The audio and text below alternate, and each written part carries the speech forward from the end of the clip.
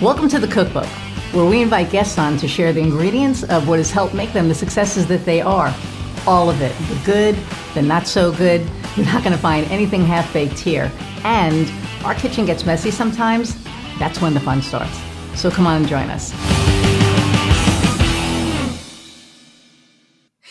Hey everybody, and welcome back to another episode of The Cookbook. I'm your host, Iris Goldfeder, and I am super excited about my guest today. And yeah, I know I say it about all my guests, but you know what? If I wasn't excited about them, they wouldn't be on. So I'm super excited.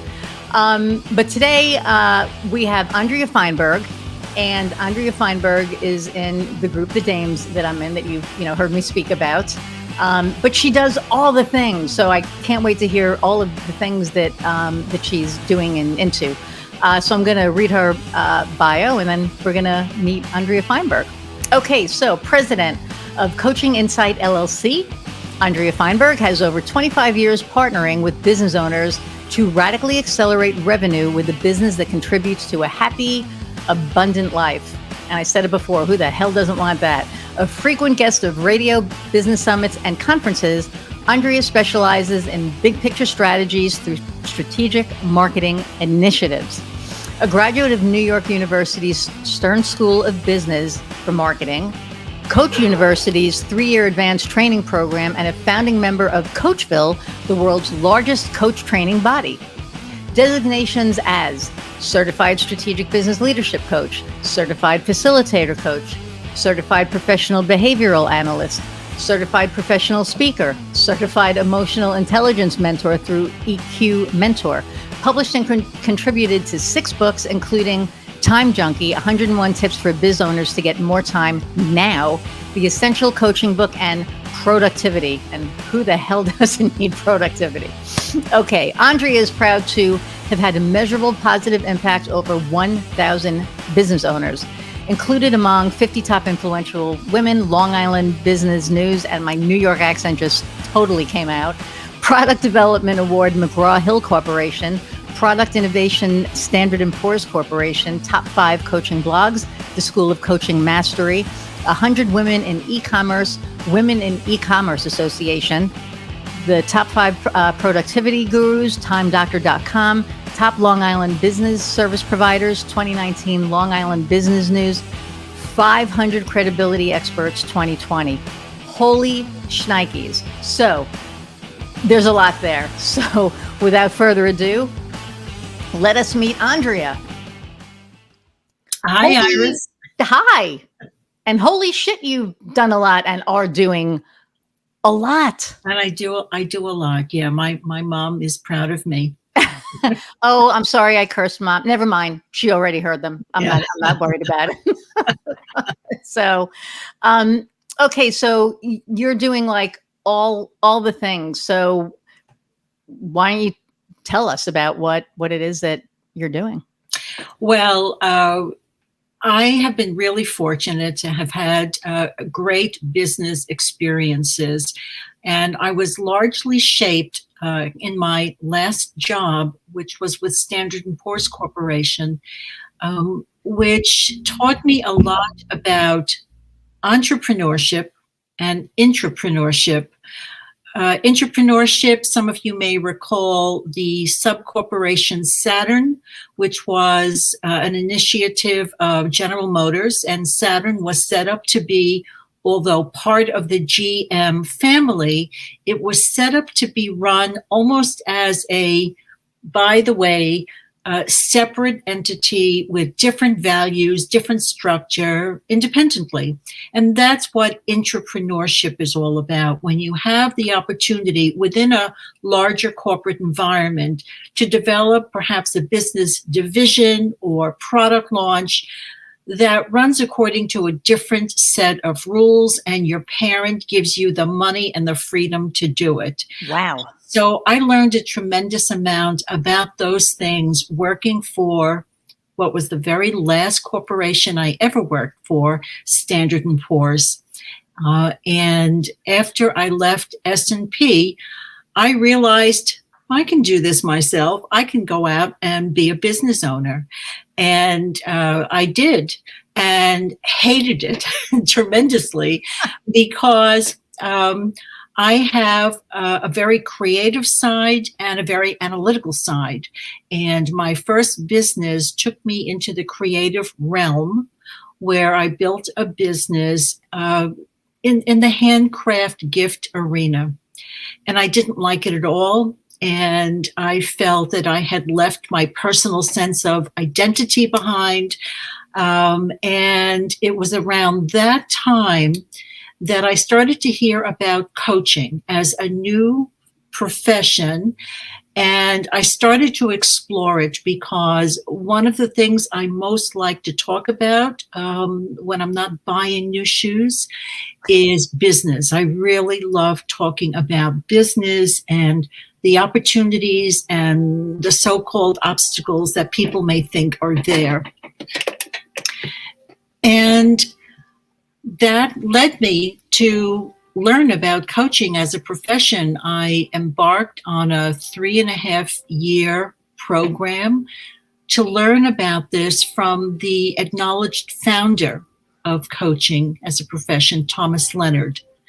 And went on from there. I went into coaching with an eye towards working largely with small business owners, who I firmly believed at the time and very often still encounter the fact that small business owners know a lot about their area of expertise or about a product that they may have become familiar with in their employed realm. They don't know a lot about building a business, and they don't know how to shift their sense of responsibility from being engaged in day-to-day operations instead of shifting to the more important role of focusing on what's next, right? Building business and nurturing, strategizing, envisioning all the opportunities that will come tomorrow. So that's largely how I built my business for the first 20 years of this century, and then had the great good fortune of being in the right place at the right time. At the beginning of 2020, a partner I had been working with, who was based in Eastern Europe, approached me and said, "Do you want to help me distribute this email multi-part course on digital marketing in the United States?" I said, "Sure." So we did. We started to build a large mailing list of people who were interested in all different facets of digital marketing. And guess what happened next? The pandemic struck. People stopped going to golf courses and having coffee dates and going to networking events and galas to build their business and started to turn to digital marketing. Yep. And so for me, I got the opportunity to pivot before I even knew I was going to have to pivot. And it's been tremendously successful. And so now I find myself often focusing on business development for my clients, which remain business owners, typically women in service industries. And when they have need for marketing support, I can either teach them to do it themselves or execute it for them. And there are many, many ways in which I'm fortunately able to get that done between myself and my team. Right. And you have a great team. And I've had good fortune of working with you. So yeah, the pandemic hit and a lot of things digital kind of exploded because yes, people weren't leaving their homes. Same thing happened for me as far as not leaving my house. A, I was like freaked out, so I wasn't leaving my house, but B, getting more involved on LinkedIn and building my network that way. You did it globally. I'm starting to do it globally, but nationally as opposed to locally. Yeah. So that just makes, I think all the difference. So yeah, your timing on all of that was was perfect. But you're doing a couple of things, right? So you have bossonthebeach.com. You're Yes. working with your partner in Serbia. Europe, Serbia, Yeah. Serbia, and then you're doing something else, right? Yes, I was really fortunate. About 3.5 years ago, I was invited by a wonderful, uh, largely coaching company called Wide Awake Business. I was invited to facilitate the first of what became an annual leadership retreat for their women clients called Lead Her Up. And this is a sensationally productive yet intimate 3-day retreat on building leadership both for yourself, your team, and your legacy. And it was a very powerful beginning, and that relationship grew so that now I am the director of marketing services for them. And I'm very happy to be able to deliver whatever marketing services their clients need or recognize they need when they recognize that something could be done more effectively for them in the marketing arena. Wow. So that's how I came to the Dames here on behalf of Wide Awake Business, which not only has served me but serves its clients beautifully with a tremendous array of services devoted to creating the kind of business that also allows you to enjoy a very full life. And that's so in sync with my own belief, because if you're not in business to enhance the quality of your life, what the hell are you doing it for? Exactly. So, so really that's always the primary objective with business development, whether from my point of view as a business owner and contractor or on behalf of my wonderful client, Wide Awake Business, is really to ensure that the business owner is building a business that delivers value to all its constituents, whether customers, vendors, employees, but most importantly to themselves. Right. And it's funny because this, so I've had 2 dames on so far, you and Amy Burks. Fabienne is going to be on, I think. Oh, actually, she'll be on this week too. And it's funny because the dames community has been, for me, a lifesaver.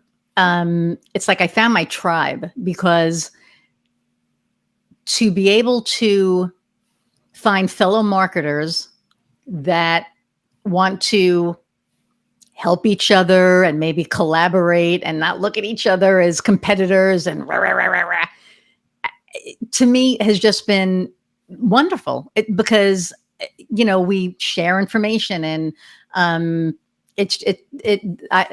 and not just the marketing piece. I think all of the women that I have met in this group are extremely dynamic. They're extremely successful.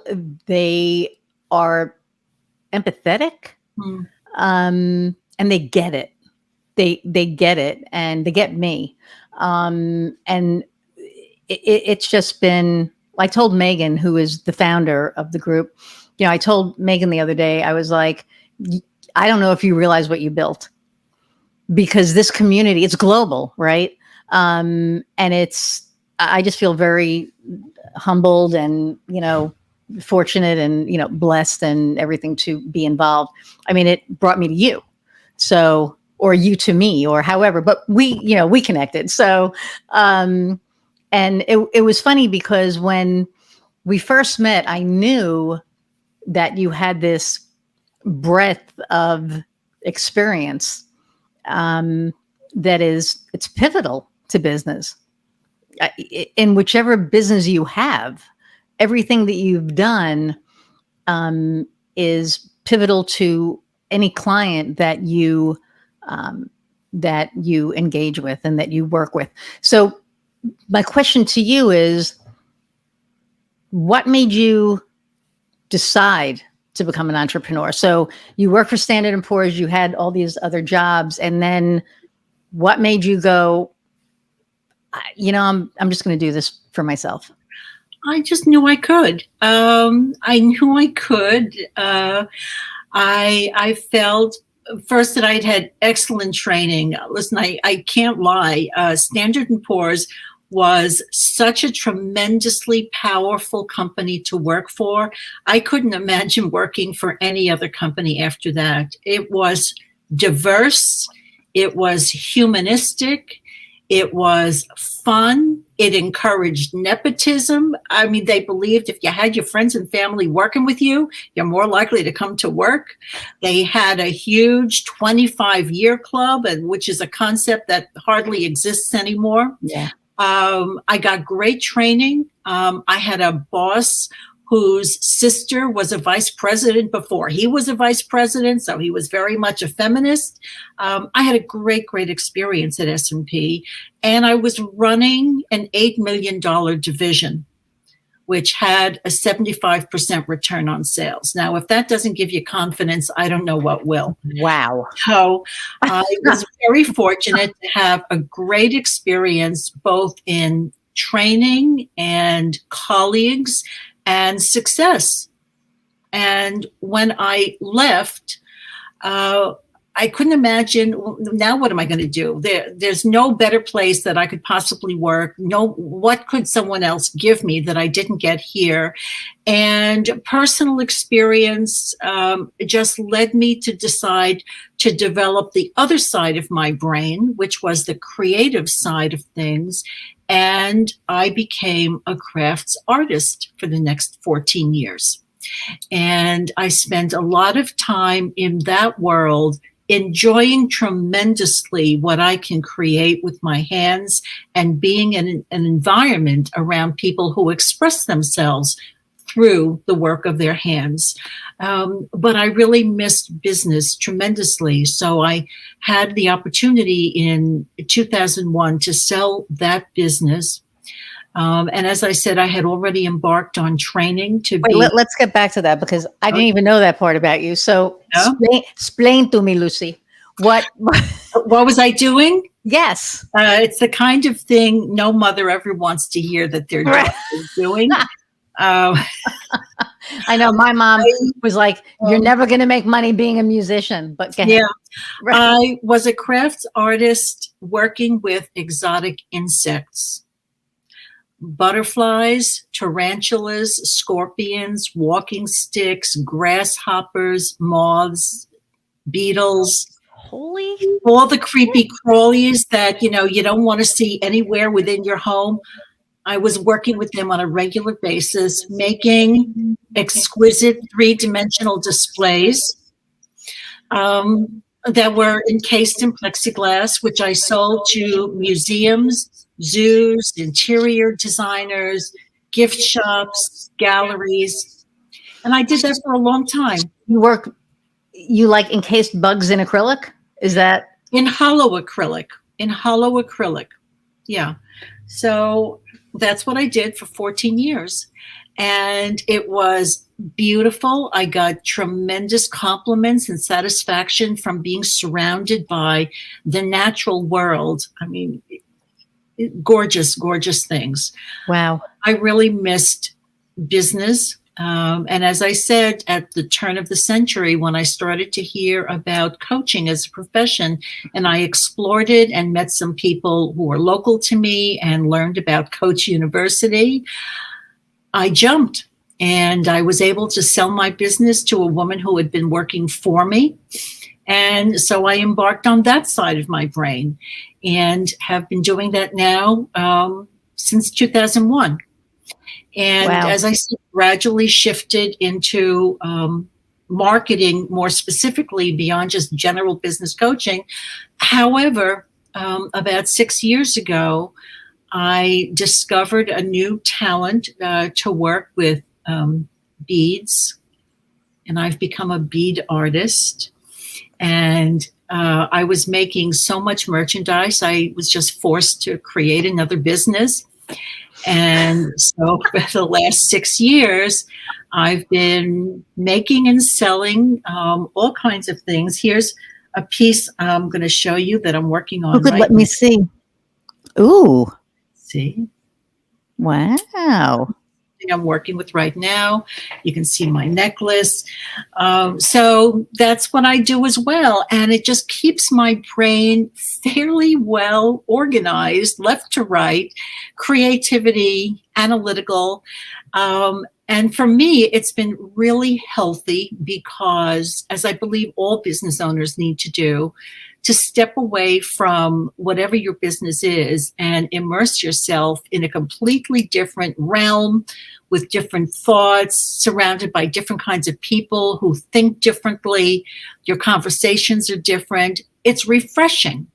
And it's great to solve problems that have been bugging you in the other business, because you suddenly come back to that problem with a completely different perspective. And Wow. you're That's refreshed. Wow. So for I'm those a of you pretty who good didn't see, model of what I advocate. yeah, well, and for those of you who aren't watching this on video and are just listening, Andrea just picked up a couple of really cool pieces of jewelry. So is that the Boss on the Beach? No, that is Andrea Bedazzles, which Okay. right now is just on Facebook, facebook.com/Andrea Bedazzles. Yeah, yeah. Okay. Not original, but No, it's the first thing that came to mind. it's catchy, and it's, our marketing brains, right, make us do the, like when we were thinking of the cookbook or the name of the podcast. Yeah. It was Kofi and I were sitting here and we were like, okay, we're going to do the podcast. First, I wanted him to do it with me, but he said, no, you need to do it alone. And I was like, I don't want to do it alone. But long story short, here I am doing it alone. He wanted to produce it, so here I am. But we were thinking of a name, and it was like, okay, well, the name of my business is Gasstovecreative, so we should do a play on that. And then that's how the cookbook came, and then recipes for, and then it all kind of fell in. And then, so the Bedazzle to me doesn't even shock me, because that's, I think, the way our brains work. So, wow, I'm just like so shocked, because going into this, I'm thinking two businesses. And now, there was the, the bugs in acrylic, and I don't want to call it bugs because I feel like I'm beautiful entomological specimens. There you go. Beautiful entomological, because you said, it was bugging you, and I wasn't going to go back to that, but I had to, because that's just the punnist in me. Yeah. But yes. So you've just done so much. I'm a little speechless, and I can't be speechless because it's the podcast. I'm supposed to be talking, but I'm supposed to be talking. Crap, you've done so much. So how do you incorporate? So I get the separating, the having to separate the business piece and doing the creative piece, because I'm a musician. I think I'm a musician. Yes. Yeah. And so I've recently, and I'm not gonna say I'm gonna blame it on something, but I've been feeling the bug, to do something again. We moved in the house, we bought the house, the owner left me the piano, which was amazing. I probably know enough to be dangerous. I can write songs with it, but I'm no pianist. Like if you said, go play in public, I would say no. Now my guitar, that's another story. And I started thinking that, I was getting so wrapped up with business and some not challenges that I'm having, because I don't think they're challenges at this point. I'm just trying to map everything together, right? So I have that piece, and then I have the podcast, which is about business, but it's very conversational. So it's not really a business thing, even though it is kind of tied to Gasstovecreative. And then there's the creative piece. And that's something that I've really been looking to get back into, because of what you're saying. It's the same thing. It's having that separation. and those completely different conversations, because when we talk about business all the time, and the people that we're surrounded with are only business people, it kind of gets a little stagnant, right? I think that we each have our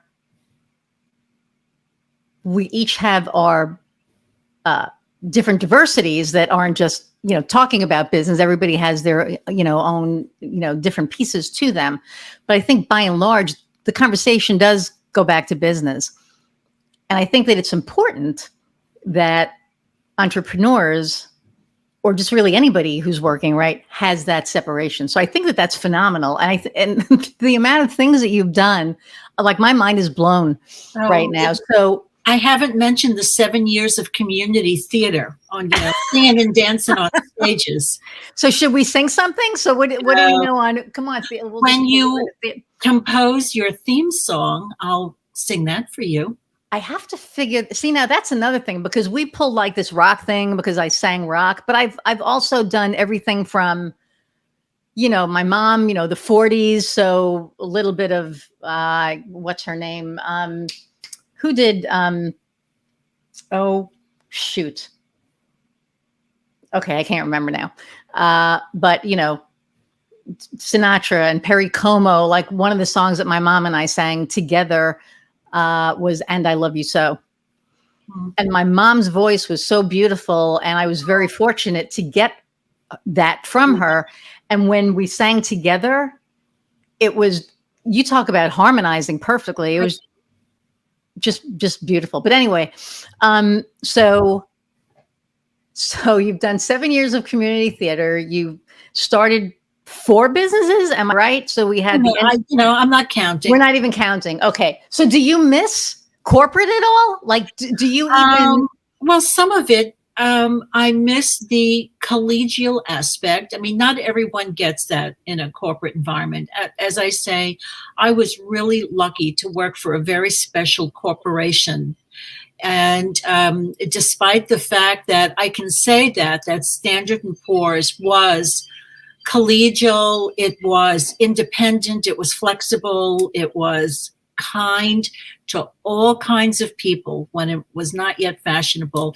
It was part of a larger corporation, which was a union shop, which is very interesting because Standard & Poor's, I don't know if it's still the case, at that time was owned by McGraw-Hill Publishing. Right. And McGraw-Hill was a union shop, and S&P refused to institute a union. It was very independent. And so I missed that. I had a lot of friends at S&P. I had a lot of resources, a big budget. Nothing came out of my pocket. And I certainly miss that because now everything comes out of my pocket. I certainly do miss that. And I'm very fortunate to have built a great reputation in my community. But in those days when I called and said Standard & Poor's, you could hear people sit up straight because this was a corporation that had tremendous impact on their stock, right, on how well they were known throughout the investing communities, how much attention they got throughout the investing communities, because all those investing communities depended upon Standard & Poor's for information, right? So, that was certainly a big perk. But I've been I keep saying I'm very fortunate because I'm disciplined and capable. I don't believe in false modesty. I am disciplined and capable. And, here it is, 25 plus years later, and I'm living a comfortable life, doing work that I really enjoy with people who I largely respect and learn from. I mean, I love it. I love it. Plus, I get to play with beads and stones and pearls and shells and all kinds of fun stuff. So I can't complain. That is amazing. I'll bet you get shells like right in your backyard, probably, right? Or not too far from. I'm 4.5 miles from Long Island Sound. Okay. Not many shells there, more like diesel from all the yachts that. Oy. Yeah. Goodness. Yeah. Well, yeah, because of where you are. Absolutely. Yeah. Gosh, it's like you've lived. I was talking to Lindsay Hotmeyer and we had dinner at Harry and Izzy's last week. She's another dame, and she was lovely. And she's like, you've lived like 1,000 lifetimes. And I'm listening to you. I'm like, I've lived one lifetime. You've just done so much, and you've been, gosh, so successful at all of it. No, you're welcome. And I love the no sense of false modesty, because own that shit. You shouldn't be modest. You've accomplished a lot. I mean, that's, that's, but, so for people who are thinking of becoming entrepreneurs, and man, you've done the artistic route, you've done the business route. What advice would you have for somebody who is either working in a company and thinking of starting their own business right now, or they just started their own business, or because I think that you have so many different angles to come at this from. Mm-hmm. It doesn't matter what industry anybody is in. The angle is the same. Unfortunately, it's extremely easy to go into business right now. All you need is a credit card and a cell phone, and you can go into business. But if you want to sell products and services and develop a revenue stream, then you have to have something else entirely. And that is an awareness that there is a problem that you are in a position to solve in a way that nobody else can.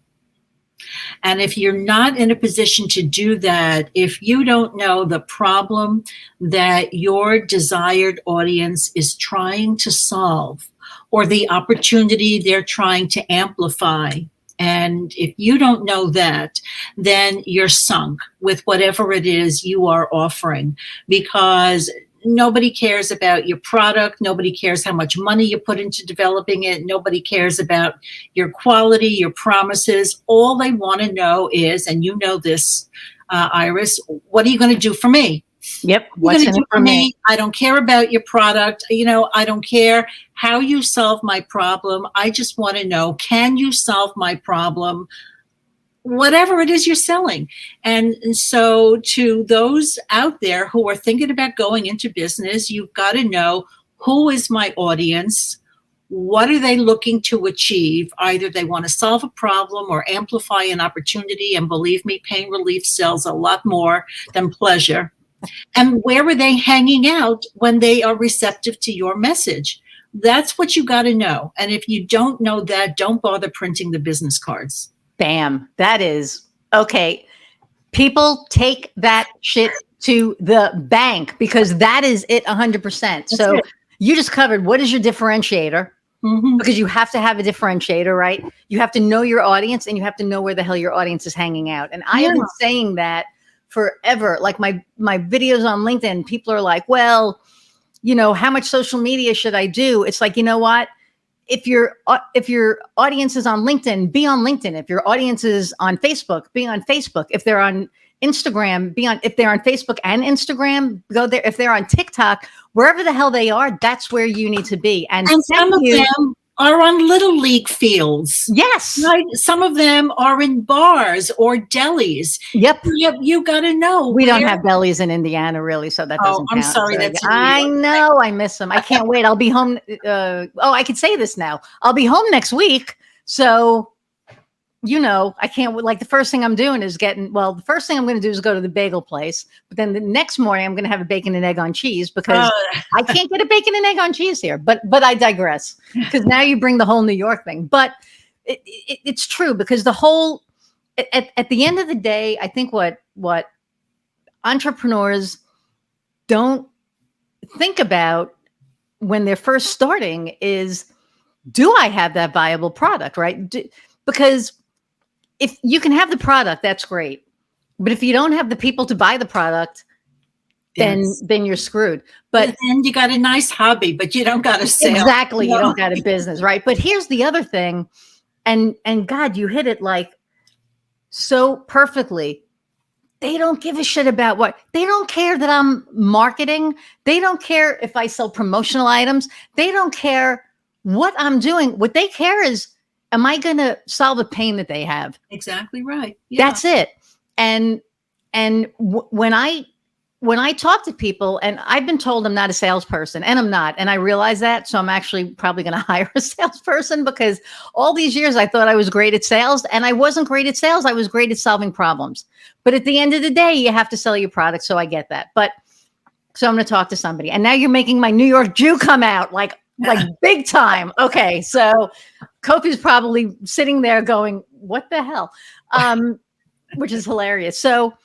But it's so important that you know that you are able to solve a problem. And my former business partner is a brilliant businessman. He is a brilliant business guy, and he always, like, we would talk about, what's the issue? Well, I need to buy a drill bit. Why do you need a drill bit? Well, I need to drill a hole in the wall. No, No, you need to drill a hole in the wall. Why do you have to drill the hole in the wall? Because you want to hang something, or you want to, so there's like a dual purpose. So yes, you need the drill bit to drill a hole in the wall, but what is the hole in the wall going to do? Right. It's going to let you hang something on the wall that makes you smile every time you walk by it. And that's what you're selling, your customer smile. That's it, right? Oh my God, I love you. Yes. I mean, 100%. And it's true. And so for you up and coming entrepreneurs, understand that, like, really understand that what you're doing, you are taking this product that you have, but the product has to solve a pain. And people say, you don't want to do scare tactics, and it's not scare tactics. The reason people are coming to you is because they have a problem. And if they have a problem and you don't have the solution, goodbye. Yeah. And the thing is, your product is not what someone buys. Your product is a delivery vehicle to reach some resolution or transformation or impact a person is looking for, right? So what are they looking for? You just gave the example of buying a nail to put something on a wall that makes you feel great when you walk by it. That's what they're looking for, that opportunity to feel good. Right. The nails that you sell, the drill bits that you sell, the plaster that goes around the hole in the wall, those are all vehicles that get you to the desired destination, right? Yes. Which is whatever emotional shift your customer is looking for, whether it's happiness or pain relief or a sense of wealth and success or sex appeal or feeling healthy. There's only, as we say, there's only 3 things on the planet anybody ever buys, and that's wealth, health, or love. There's nothing else to sell. Love, she says. You're 100% right. And here's the thing, right? When you are selling something, people buy from emotion. Yeah. So when you're solving a problem, you're bringing out an emotion in that person, right? You're basically telling that person, I understand that this is the problem that you need to solve, and here's how we're going to solve it. And when you get to that point, now that person feels really good. They feel heard. Mm-hmm. Because I have been in so many freaking sales meetings or not sales meetings, sales calls where the person is just talking and they're not even listening, or the prospective customer is talking, and this salesperson is literally, like, I can see it on their face that they just want the customer to be done so that they could say what they need to say. Yeah. And they're not listening. So if the client doesn't feel like they're being heard, you lost. Number one, you need to listen to them. You need to really take in what their problem is so that you really can provide a solution for them. I mean, that's at the end of the day, I think that's just what it is. So, okay. So now for a seasoned entrepreneur who right now has their business and I don't know, what obstacles have you had to overcome in your career as an entrepreneur to get you, where you are now? I know there's probably a whole bunch. So, but as I mentioned earlier, I twice completely changed my sense of identity. I went from working for a high-profile, world-renowned corporation on Wall Street to becoming a crafts artist. And that had a psychological component that I did not anticipate.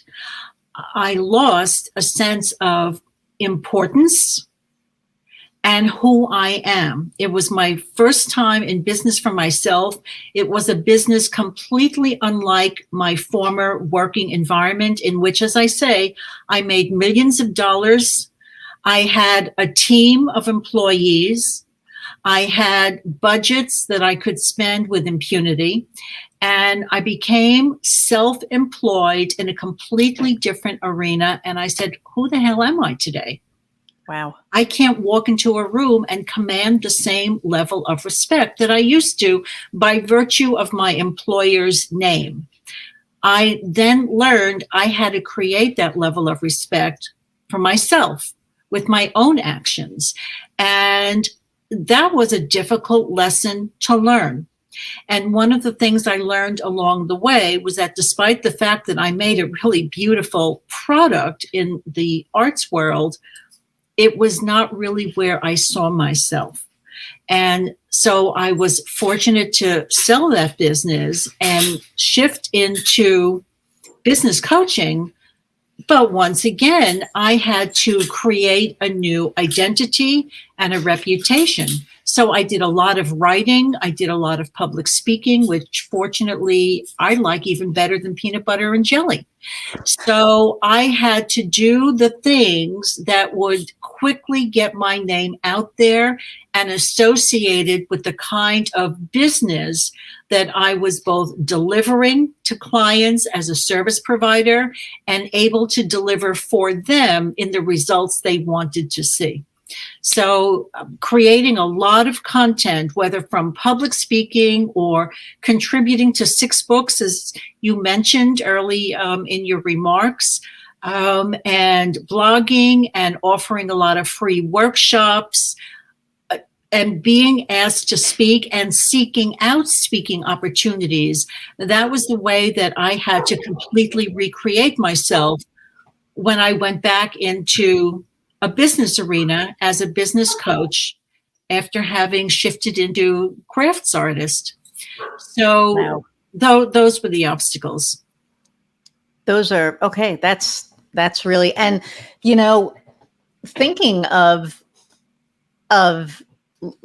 leaving that type of a position from S&P, and I was talking to Fabienne, and she said that a lot of athletes, right? The athletes, once they stop becoming athletes, what are they? Who are they?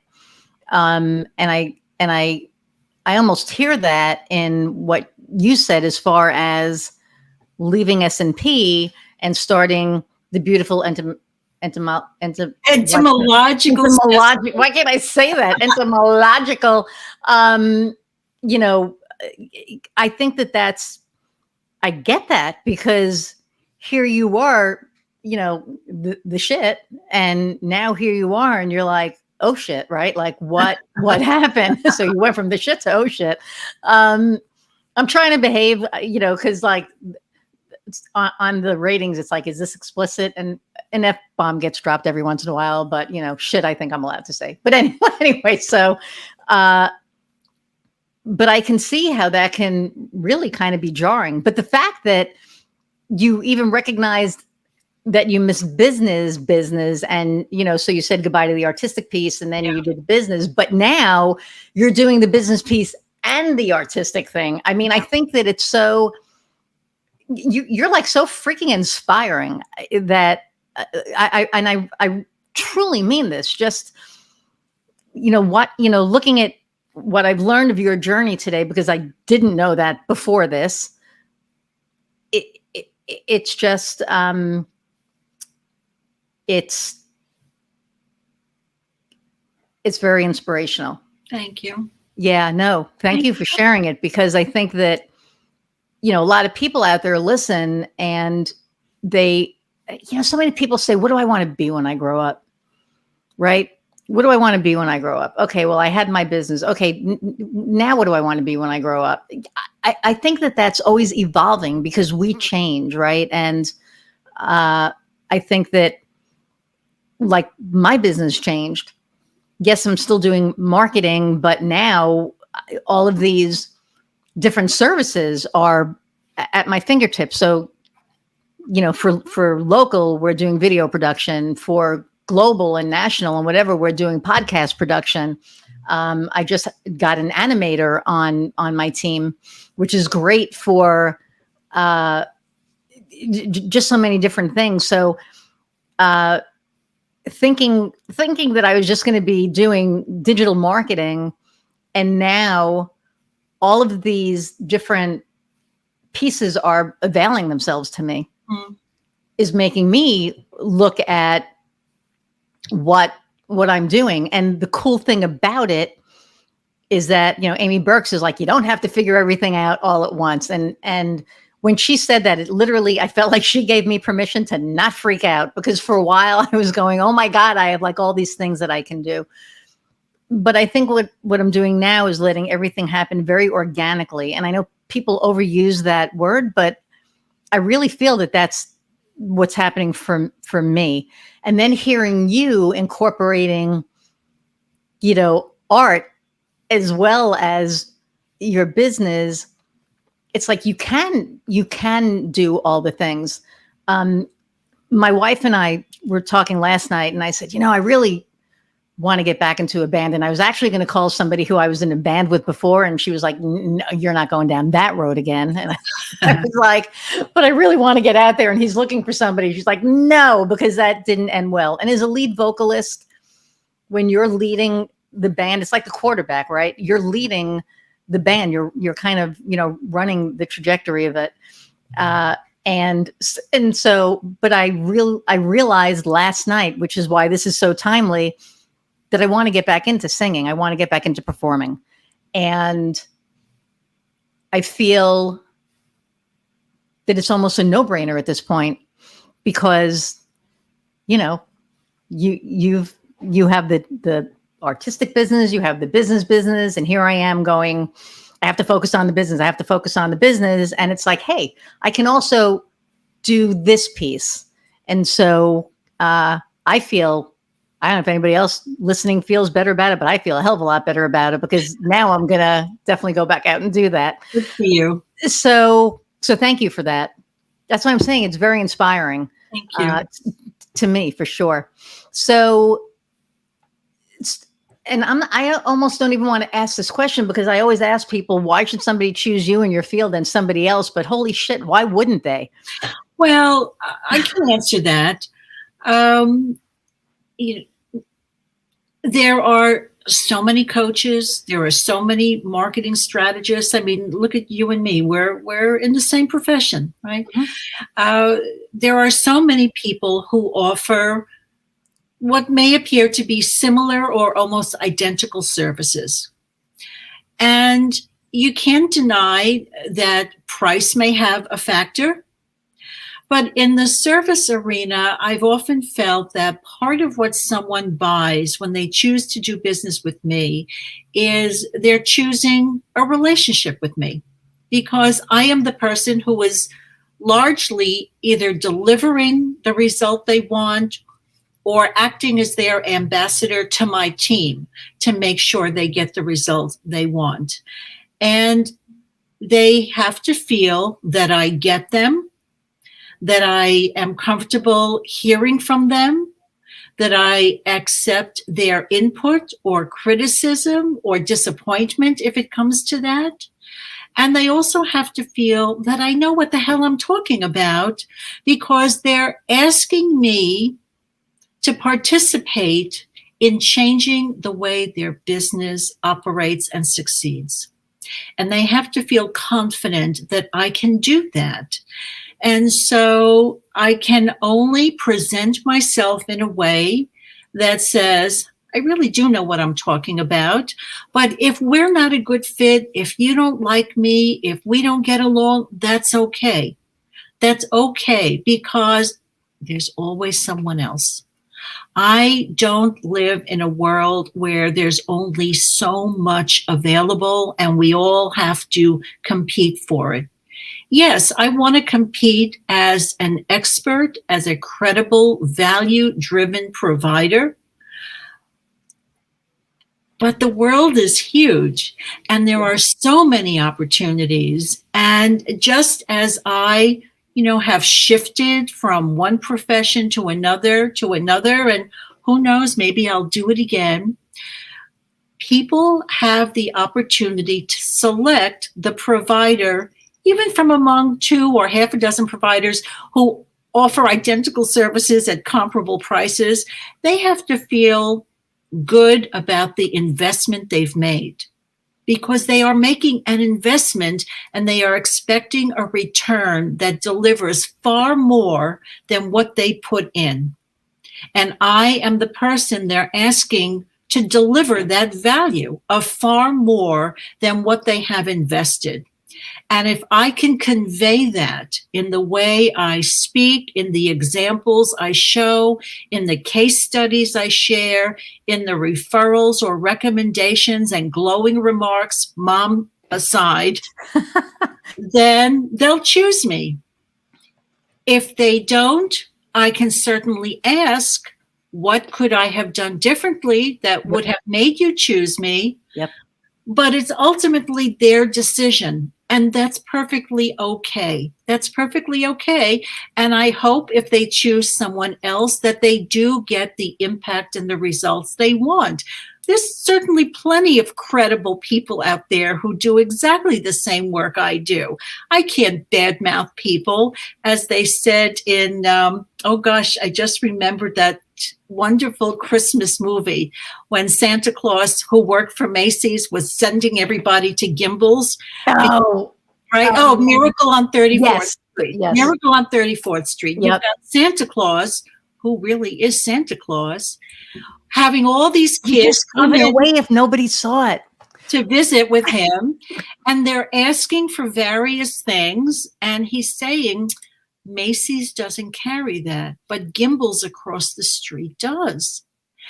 And they wanted to fire him until they realized, wow, what a great public relations thing this is, that we're collaborative.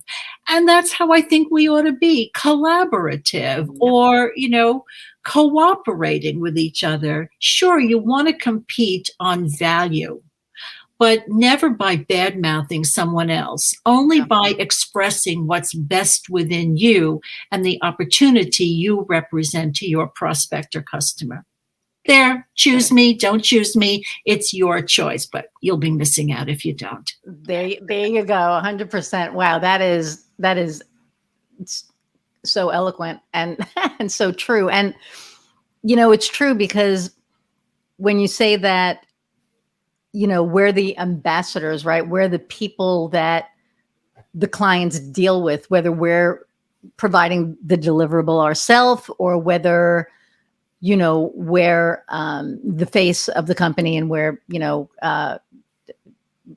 helping other people, not helping other people deliver, but, like we offer our, video services, and I'm always there. Whenever any video is shot, I'm there, because I'm the people that I'm the one they have the relationship with. And so I get that 100%. They have to trust you. And I always say they have to know, like, and trust you. Absolutely. 100%. So I love that. And you're the expert in what you do. And we do similar things. I would refer people to you in a heartbeat. Thank you. I mean, I would, because, I've worked with you, and, uh, yeah. So, and I think you're right. It's got to be, or it should be, collaborative. It should be something where it's not a mean competition, right? And I think there's just a lot of that out there. There's just a lot that I've run across, a lot of fellow marketers that are just shitty to each other, and there's no reason. There's enough business to go around, and then some. I think there is. So why be negative? Yeah. And look, I mean, that's all the feel good stuff. But the truth is, I really work at doing a great job for my clients. It's important to me because I want to have a success that I can put on my website. And if I don't do a good job, I don't get that. I want to know I was able to serve this client to improve the way they work, the way they serve their clients, the way they go home at the end of the business day and feel we had a great day. I know that happens not just through the work I do with my clients, but through the remarkably capable and responsible team that I've put together that has the same attitude. Whether in video production or in social media distribution or campaigns or keyword research or web auditing or web design or copywriting or graphic design, all these fabulous tools that marketing has developed, all with the same age-old purpose to communicate to some desired audience that you're in a position to deliver the benefits they're looking for. There are so many ways that we can do that. And part of the role of a marketing coach is to say, these are the particular tools that probably work best for you right now, given your resources and given your goals, right? I love that. And I love learning from my clients because the coach in me is always learning from other people how two business owners in similar businesses facing similar obstacles can come up with completely different solutions. Yep. I love learning that because people think differently, they prioritize differently, they have different goals, and they discover different capabilities within themselves through the process of coaching, which is a marvelous thing to see happen. And so I love all of that. I'm in this for my self-improvement, right? And I get that through the people I meet and work with. And this is one of the reasons why I love talking about business, because it reveals so much about the people conducting the business. Interesting. And I had something really powerful said to me. Not that that's not in the back of my mind, I guess, but over Christmas, locally, I deliver little, I'm not going to brand them, but I get these petit fours, and I drop them off, as a thank you and as a, Merry Christmas. And because there's really no Jewish clients that I have here, so it's all Christmas related. And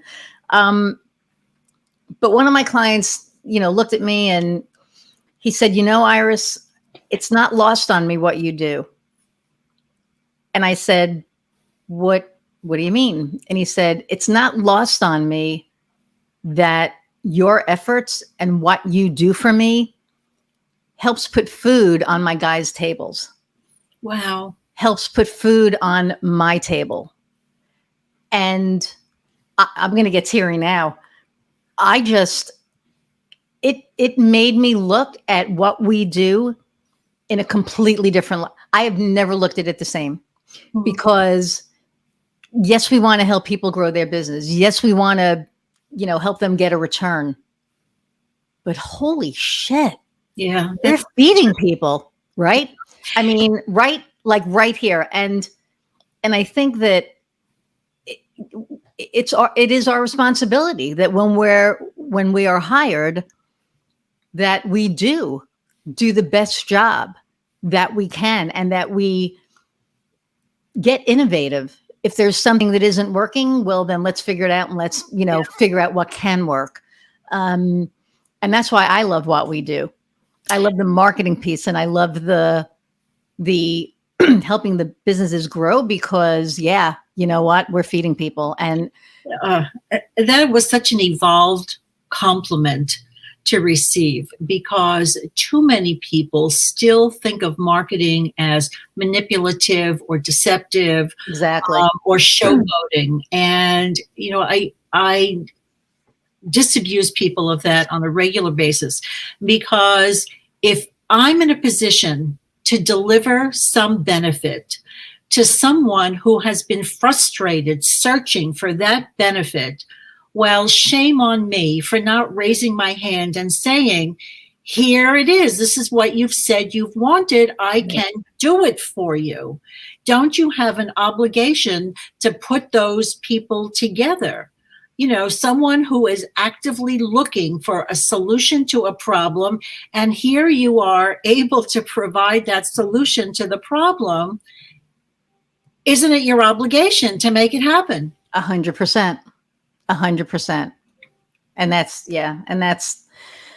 why I love what I do. And that's why I love getting to meet people like you who are of the same, the same thinking, right? And of the same heart. So this has been an hour, over an hour. These always go so fast. But I always, at first I want to say thank you for taking the time out of your day. Because as we know, you're busy, and I really appreciate, you taking the time out and talking to me, and, letting the audience hear your expertise and your many lives that you've lived, and, your advice and all of it. And I always ask this question when I'm ending the interview, and that is, what truly lights your fire? And it could be personal, it could be whatever, but what's the one thing that fires up Andrea? Well, I'm a ham. I like all eyes on me at all times. I have to say, it's one of the reasons I love public speaking.